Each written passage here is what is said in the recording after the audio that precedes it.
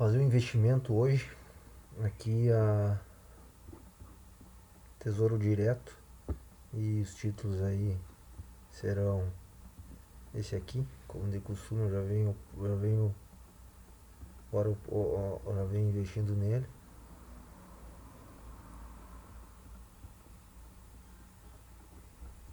E esse aqui, 2035. Mas eu vou aproveitar esse aqui.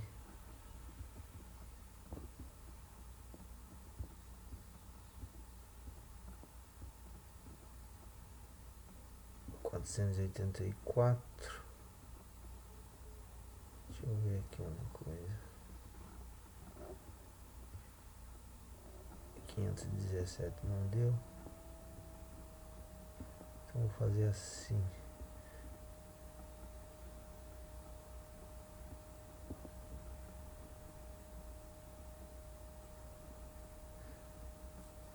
Isso aqui. Então vou investir esses valores aqui. A 12,34. 2031 a 12,34. 2055 pós-fixado a 5,31 mais o IPCA. Mais o IPCA. E isso aí não. O que você tem para falar disso, né? Você tem para falar que tem muito o que falar, né?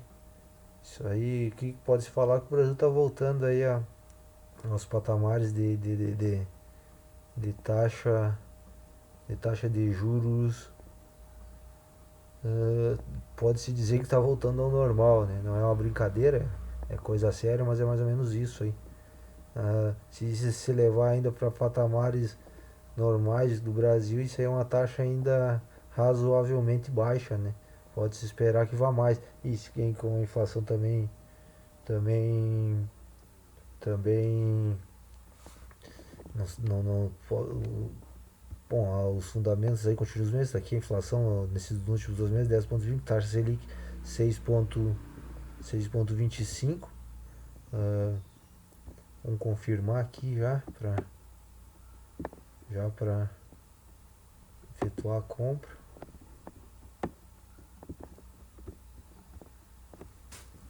Meu teclado aqui.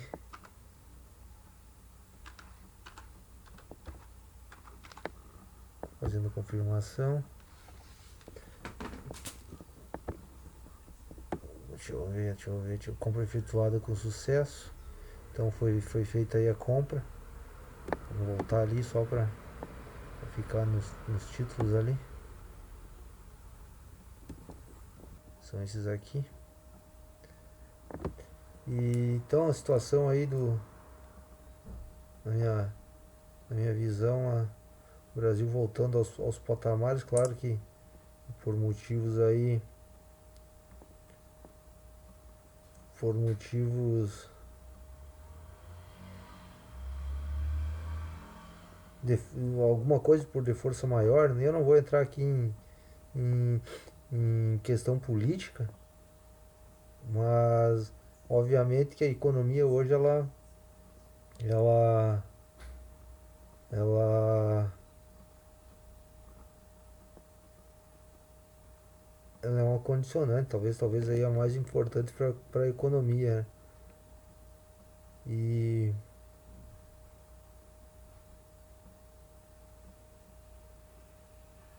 e se você querer se aprofundar na questão política,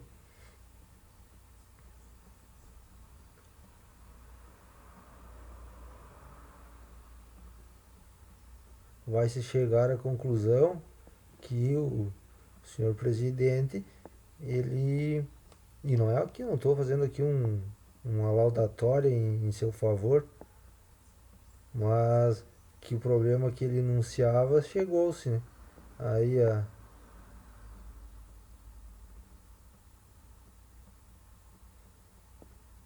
que ele tanto temia.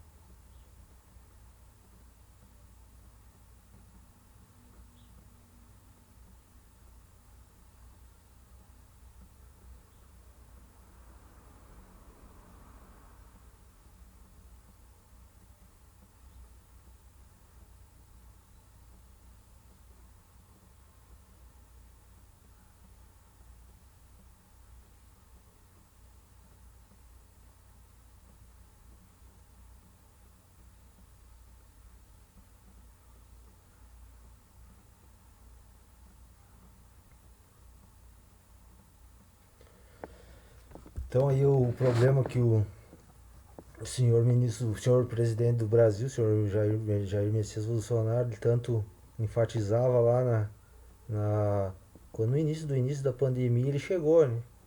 Ah, o que não quer dizer que eu estou aqui dizendo que não deveria ter havido ou não houvesse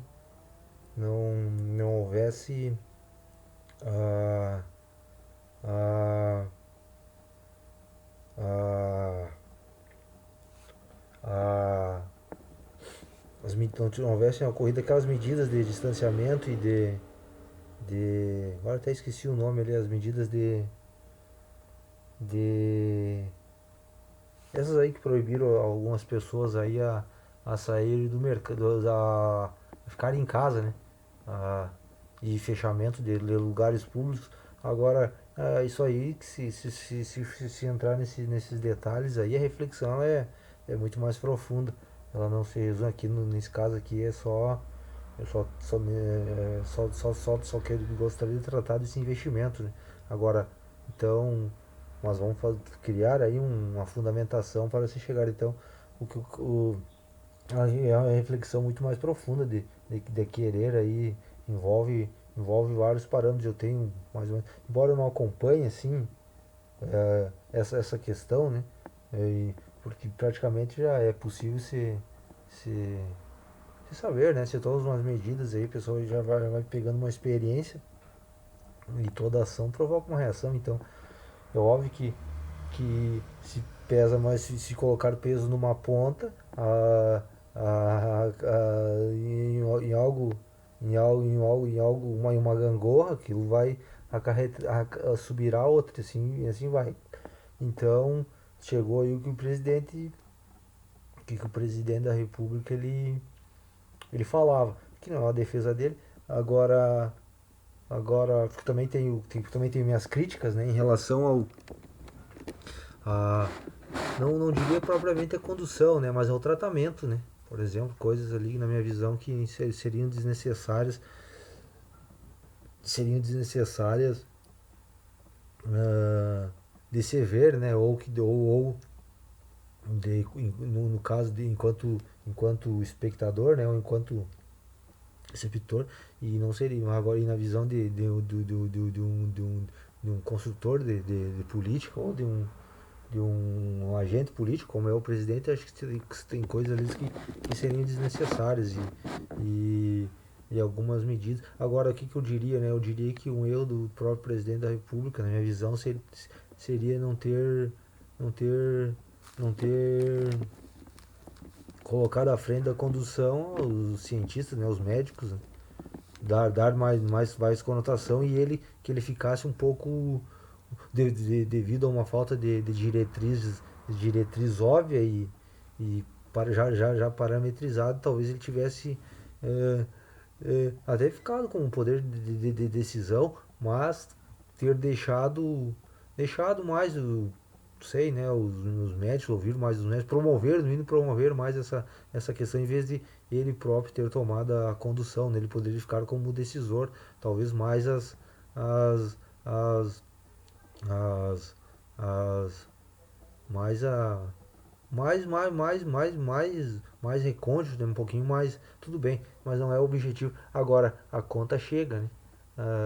Em relação às medidas, daí é mais profundo que eu falo, é que deveria se entender que a humanidade ela vem sendo assolada aí por por vírus e bactérias e germes desde sempre. Não, eu ainda, se eu for levar na minha concepção, claro que isso aí parte um pouco da minha ignorância em relação ao assunto biológico ou médico mesmo, até mesmo químico.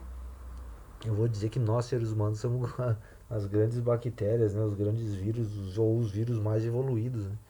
Ah, porque tem aí o que leva a dizer isso é algo pascaliano, é só porque isso remete à nossa faculdade de pensar. Enquanto nós sabemos disso e podemos mensurar até essa nossa própria situação, talvez os vírus não saibam e não consigam, né? E um exemplo que eu dou disso, um exemplo que eu levo para isso, e talvez até como prova para isso, é que, por exemplo, nós seres humanos, nós temos essa capacidade, mesmo que nós somos um vírus, né, um grande vírus, uma grande bactéria, a maior, ou a maior desenvolvida, na verdade um parasita, e isso aqui eu não estou fazendo, não é nada pejorativo para a condição humana, é só uma, uma sistematização de um raciocínio. Uh, Nós sabemos, por exemplo, que adquirir um coronavírus é prejudicial e nos leva a óbito, nos mata, ou outras doenças. Agora, um vírus não. Por exemplo, um coronavírus, se ele tivesse essa capacidade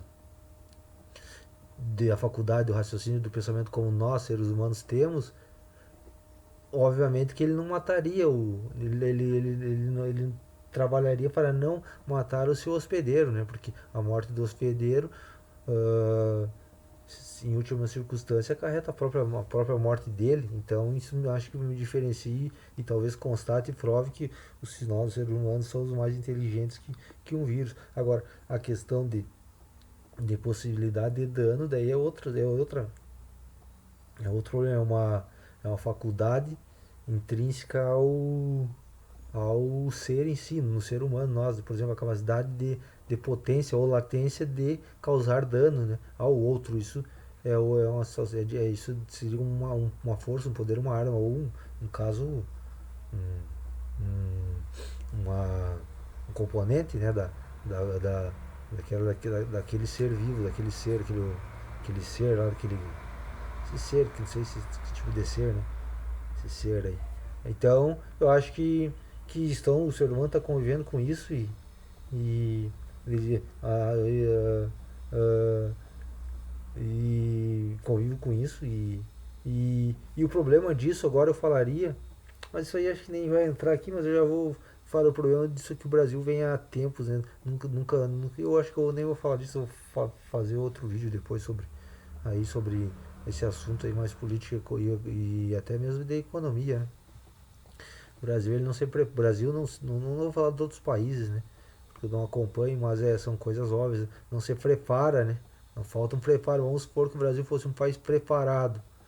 Ah, aí ficar 6 meses, 6 meses de quarentena, ficar dentro de casa, assim como um ano, talvez não seria problema.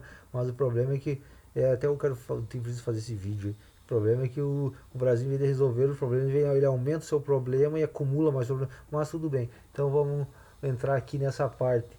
Em relação à taxa, né? Vou voltar aqui em relação à inflação Banco Central. 10,25 taxa daqui pegando taxa de 12,34 ao ano, só pode dizer que está ganhando 2% de juro real, né, ao ano. Agora, pessoa que tá posicionada, né, na poupança ou algum outro ativo, praticamente está praticamente tá tendo uma perda aí real de capital. Uh, então, tá aí um instrumento aí pelo mínimo para manter, né, para manter o poder aquisitivo da moeda. Agora, pode subir mais a inflação, claro que pode. Agora eu só queria ir mais só para já não tem muito que falar aí, questão de que desse juro aí tá tá aumentando. Isso aí é a turbulência, né, do cenário político brasileiro que que tá aí, já quer furar o teto, né? Eu nem acho que não, acho que também não sei se seria oportuno entrar nesse assunto porque embora a minha pegada mesmo ela não seria tão crítica, né? Porque eu não me preocupo, né? Agora criticar todo esse diagnóstico aí é até simples, isso não é simples de fazer, é o que mais você tem, o que mais se pode conseguir de forma gratuita o que leva a isso, né? Agora as medidas, né?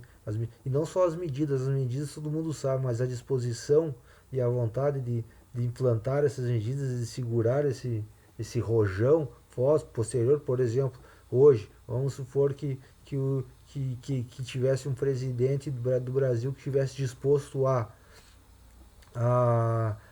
não se preocupasse, como diz o presidente aí, que ele se preocupa com a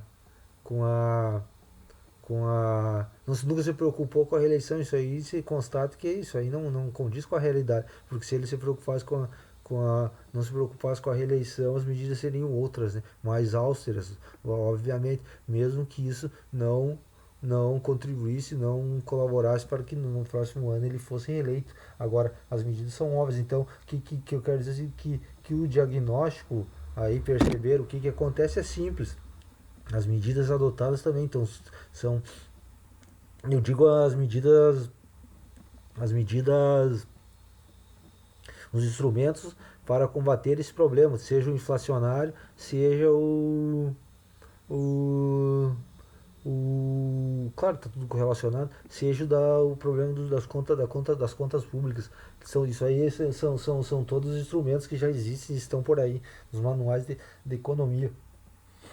Agora, agora trabalhar para resolver esse problema, por exemplo, os problemas brasileiros que estão assolando aí, sobre, por exemplo, a fome, o desemprego, isso aí, assim, isso aí seria algo que talvez boas ideias, né? Apresentaria não, né? Primeiro eu escutaria, né? Procuraria aí lugar, aí eu saberia onde procurar. Agora não estou aqui querendo ou sendo oportuno. Agora também tenho ideias, né? Mas acho que não vem ao caso aqui expor minhas ideias sobre isso. Agora, então, o que eu quero dizer é o seguinte, o diagnóstico é simples, está aí, as medidas também estão aí, agora o problema é implantar essas medidas, ter a disposição e as consequências até mesmo históricas. Isso por quê?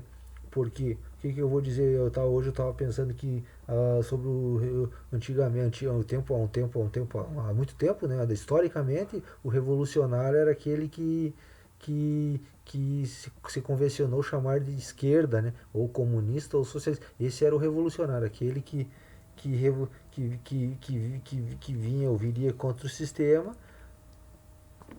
com essa visão mais em prol dos mais fragilizados. Hoje, na minha visão, hoje aí, e daí, claro, isso já vem sendo construído aí desde talvez até após aí a crise de 1929, que surgiu o welfare state, o estado de bem-estar social. Claro, claro que depois disso já vem aí muitas, muitas, muitas, muitos revolucionários que tentaram, exemplo cubano, exemplo chinês, qual mais? Vietnã também, e outros aí, e são os mais, por exemplo, o russo, né?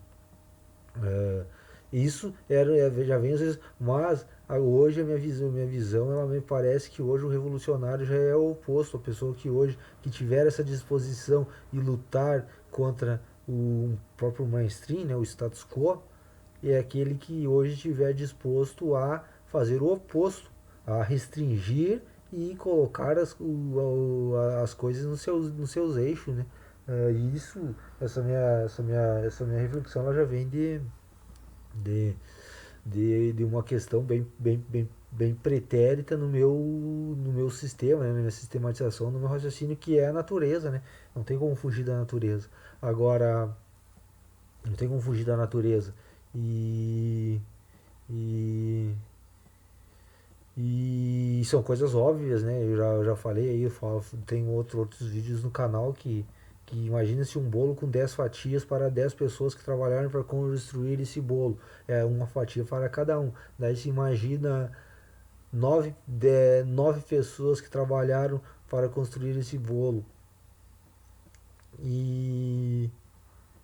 É, 9 pessoas trabalharam para construir 10 pessoas trabalharam, mas 10 trabalharam na própria produção, produzindo, e uma no gerenciamento, nessa área de administração. Daí se imagina 8 pessoas trabalhando, uma pessoa gerenciando e uma pessoa ociosa, não trabalhando. Então já diminui o bolo. Então o que acontece no Brasil, no crescimento nesse problema de transferência de renda, é esse. É um determinado conjunto, determinada quantidade de pessoas trabalham, algumas administram, e daí tem que se compreender e se equilibrar até onde essa atividade produtiva, até onde a própria produção consegue suportar essa carga administrativa e ainda mais a carga de transferência, que é o maior problema. Então, quer dizer, que os problemas acontecem, né? Agora, não vou, vou encerrar isso aí por aí. E agora o que eu quero falar? Eu quero falar aí da minha. Que eu vejo, minha pequena visão aí dessa questão do juro, né? A questão é. E a questão da inflação, né? Que tá aí. A questão é a seguinte, esse juro, qual que é aí as duas situações. O juro subindo, o que pode acontecer? Claro que isso aí teria que vir, pode, por exemplo, sair, na verdade são vamos por partes. Ou o capital sai da bolsa e entra sai da economia real, que é os investimentos reais, né? Sai da bolsa de valores, por exemplo, um exemplo, e o próprio capital que já está no Brasil, e isso daí não afetaria praticamente não afetaria aí o câmbio. Esse próprio dinheiro que sai da bolsa e entra para a renda fixa. Claro, e daí cada player do mercado, cada investidor, ele vai fazer o seu cálculo, né? E vai, e vai fazer seu cálculo, vai aceitar seu risco. Sai da bolsa e entra para a própria renda fixa. Agora, isso aí praticamente não afetaria. Agora, tem a possibilidade de entrar o recurso estrangeiro, né? Já que dizem que o recurso estrangeiro saiu devido à baixa taxa de juros. Então, seria essas. A possibilidade então é essa, entrar a taxa de entrar dinheiro estrangeiro, aliviando o câmbio, fazendo que a taxa de câmbio caia. Agora, daí nessa situação sim eu coloco duas hipóteses. Qual que são as hipóteses? Qual que é a hipótese? A hipótese, bom, eu trocaria dólares por reais, investiria no Brasil, no Tesouro Direto. E como isso se torna uma tendência, eu vou esperar até 2030 a minha visão, se a minha visão macroeconômica e estiver correta, não é vantagem, porque tendencialmente ou logicamente que na hora desses, vamos imaginar que a pessoa carrega até 2031 com câmbio a 5,60 hoje, se eu não sei quanto fechou, tal quanto um câmbio a 5,60. A pessoa troca dólares por reais para investir aqui no Brasil. Com essa 5,67. Lá em 2031, se tudo correr certo, essa pessoa ela não vai pegar esse câmbio, não vai conseguir. Ela vai dobrar seu capital hoje, dobraria, e lá em 2036 ela pegaria uma taxa de câmbio, sei, 4 talvez, 3,50, 5, né? Não sei, isso aí são previsões, né? Então não sei se, e isso afetaria na taxa de câmbio, né? Então eu vejo hoje que o mercado, na visão, o mercado internacional ele ficaria temeroso a, a investir no Brasil, né? Mesmo emprestando para o mesmo, né? Uma taxa essa taxa aí porque tem a questão cambial. Agora, é possível, né? Claro que é possível, mas eu enquanto investidor eu não faria isso. Se eu tivesse hoje em dólares, né? Se eu tivesse dólares investido em dólares, eu não trocaria dólares no exterior, né? Se eu morasse no exterior e a hora que eu fosse realizar meu investimento, eu tivesse que de novo tivesse que novamente trocar, daí sim trocar reais por dólares, né? Eu não faria isso se eu tivesse no exterior. Por quê? Porque não vejo que seria muito vantajoso. Agora, cada um faz seus cálculos e na verdade nem é isso, mas é seu objetivo, né? Talvez uma própria proteção de capital, não sei se seria mas é isso, né? Então eu quero dizer o seguinte, que eu não sei se teria um fluxo forte de dólares que tornasse, que fizesse o câmbio dar uma dar uma na verdade uma valorizada, né? Então acho que seria isso, né? Não vejo essa e a outra ideia é que isso aconteça, né? Que entre em dólares e isso ajude no mínimo a conter o câmbio, além independente dos problemas aí, dos problemas brasileiros, né? que os brasileiros enfrentam. É isso aí, né? Então tá aí investimento a 2031 a 12,34 de juros semestrais, investimento PCA 2055. E tá aí um ótimo investimento aí para quem quer levar até o vencimento. Valeu.